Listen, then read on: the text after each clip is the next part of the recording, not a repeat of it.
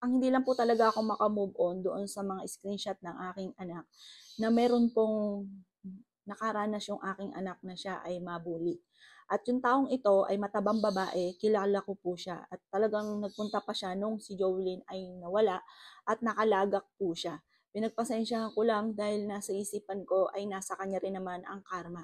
Ang hindi ko makalimutan noong event po na sumali si Jowlyn sa Intrams, ay sabi niya doon sa taong kakilala niya, naka-close niya na pinagpustahan nila si Jowlyn, ang sabi po niya, Jolene, smile. Umismile naman ng todo ang anak ko kasi akala niya siyang kukunan ng picture. Pero kitang-kita ko kasi ako ang nasa likod, nakita ko yung kaklose niya, ang kinunan niya lang ng picture at hindi niya sinama si Jolene.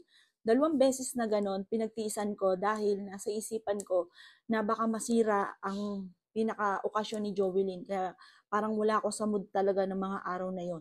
Pero nagpunta rin siya noong wala si Jolene. Tapos nung ito nga po mga bossing ko ay nagbulat-lat ako ng mga screenshot, mga photos ni Jolene sa kanyang cellphone, ay nakita ko ang mga iba't ibang screenshot ni Jolene na maaaring ininda ng aking anak. Kaya siya ay parang maaaring lumala ang kanyang karamdaman na masyado siya nag-alala. Kaya sabi sa ospital, ano bang iniisip mo? Ano bang problema mo?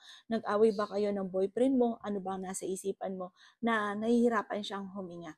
Maaaring isa rin yun sa naka-pressure sa kanya yung tao ng bubwisit na ito. At ang nakalagay doon ay sobrang inggit. Ang babaeng ito, itong babaeng ito, mataba, maitim ang bato, kilikili. Akala mo ko sino, akala mo boss. Sobrang inggit niya sa anak ko.